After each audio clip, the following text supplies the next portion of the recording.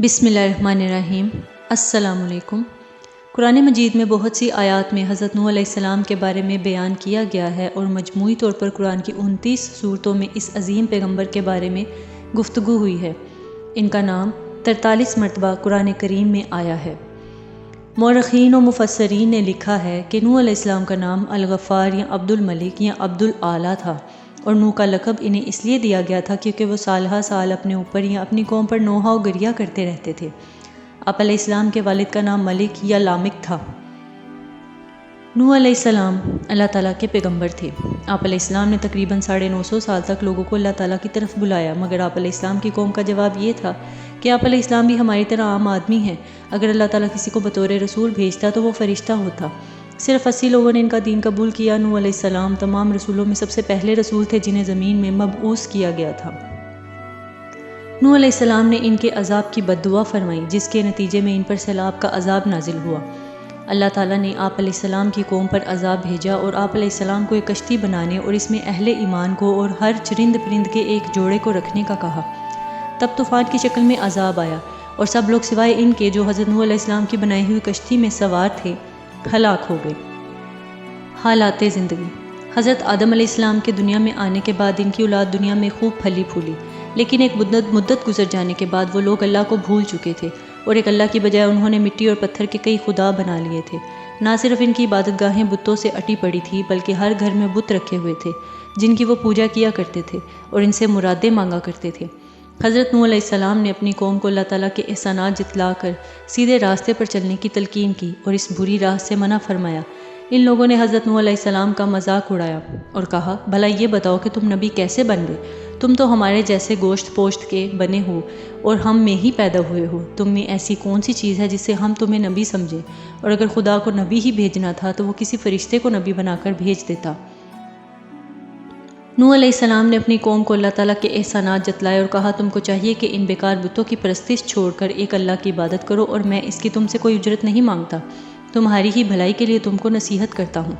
حضرت نوح علیہ السلام نے کوئی 950 سال تک اپنی قوم میں وعظ و تبلیغ کی اور کوشش کی کہ وہ خدائے واحد کے سچے پرستار بن جائیں، مگر ان پر کوئی اثر نہ ہوا، بلکہ حضرت نوح علیہ السلام وعظ فرماتے تو ان کو مذاق مستی میں اڑاتے، کانوں میں انگلیاں ٹھونس لیتے تاکہ ان کی آواز کانوں میں نہ پہنچ جائے۔ صرف چند لوگ تھے جو آپ علیہ السلام پر ایمان لائے۔ قوم کی یہ سرکشی و نافرمانی دیکھ کر حضرت نوح علیہ السلام نے اپنے رب کو پکارا کہ اے اللہ، میں تو اس قوم سے تنگ آ گیا ہوں، اب تو ہی ان سے بدلہ لے۔ کشتی نوح۔ اللہ تعالیٰ نے حضرت نوح علیہ السلام کو حکم دیا کہ ایک کشتی بناؤ، اور یہ بھی حکم دے دیا کہ دیکھنا اب کسی کی سفارش نہ کرنا، اب ان پر ضرور عذاب نازل ہو کر رہے گا۔ حضرت نوح علیہ السلام اللہ تعالیٰ کے حکم کے مطابق کشتی بنانے میں لگ گئے۔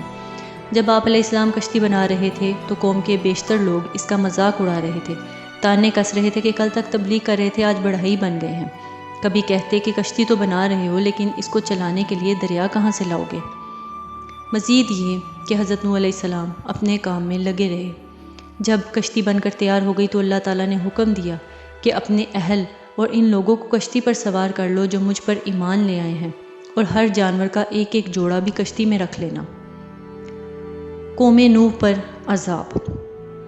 جب سب لوگ کشتی میں بیٹھ گئے تو اللہ تعالیٰ کے حکم سے زمین کے سوتے پھوٹ پڑے اور اس کے ساتھ ہی موسلا دھار بارش ہو گئی، زمین پر پانی بڑھنے لگا۔ حضرت نوح علیہ السلام کی کشتی پانی میں تیرنے لگی۔ پانی بڑھا تو حضرت نوح علیہ السلام نے دیکھا کہ ان کا ایک بیٹا جس کا نام کنعان تھا پانی میں ڈوبنے لگا۔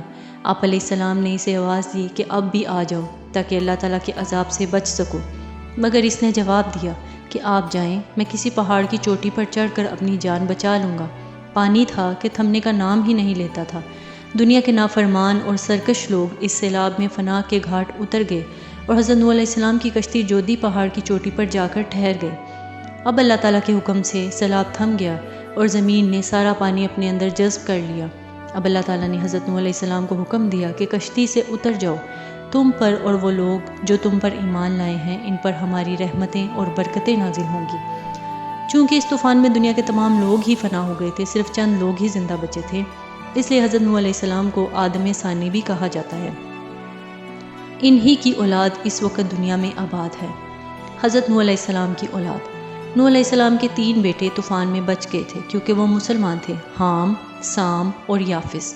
مورخین کا نظریہ ہے کہ کرۂ زمین کی اس وقت کی تمام نسل انسانی کی بازگشت انہی تینوں فرزندوں کی طرف سے ہے۔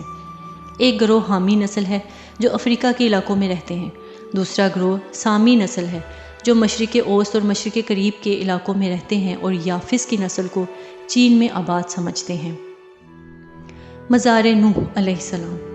آذربائیجان میں موجود ایک مزار ہے جس کے متعلق آذربائیجان میں مشہور ہے کہ یہ حضرت نوح علیہ السلام کی قبر مبارک ہے۔ اگرچہ قبر نوح کے مقام کے متعلق کئی روایتیں ہیں، جیسے کہ طوفان نوح تمام کرۂ ارض پر آیا تھا یا خاص خطے پر آیا تھا۔ قدیم ماہرین فلکیات کے مطابق یہ طوفان تمام کرۂ ارض پر نہیں آیا تھا بلکہ خاص خطے تک محدود تھا، جبکہ بعض اہل علم کے نزدیک یہ تمام کرۂ ارض پر حاوی تھا۔ زمین پر ایسے طوفان آئے جن میں سے یہ ایک تھا۔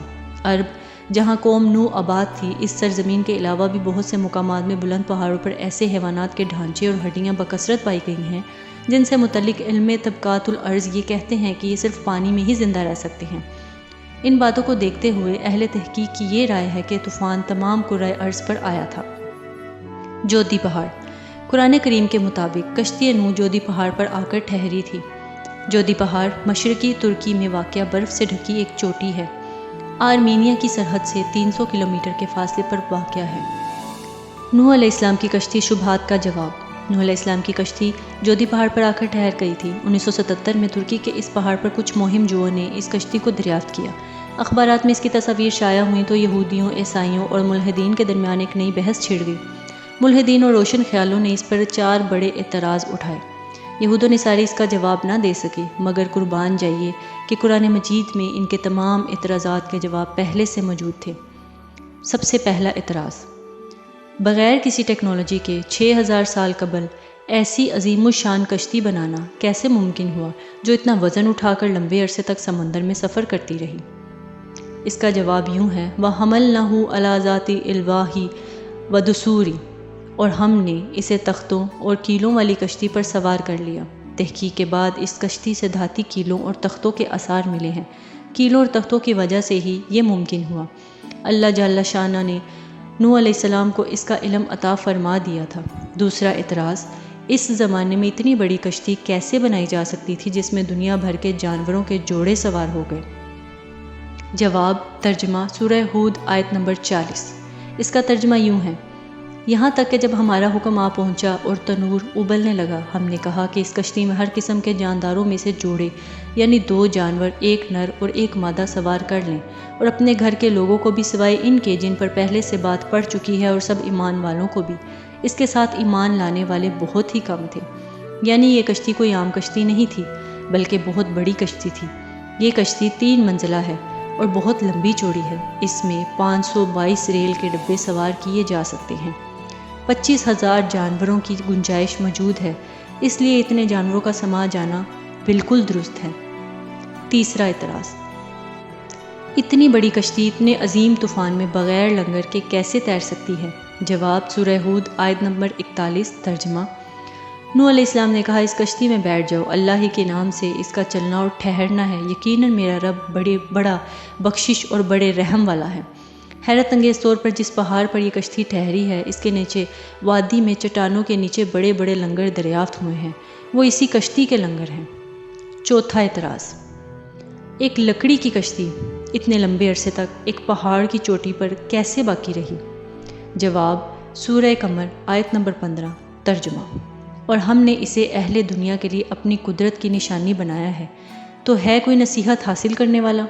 حالیہ تحقیق سے پتہ چلتا ہے کہ اس پورے پہاڑی سلسلے میں صرف اس پہاڑ کی چوٹی پر برف ہے، جہاں یہ کشتی ہے، برف کی وجہ سے یہ کشتی محفوظ رہی۔ سبحان اللہ، بہت شکریہ۔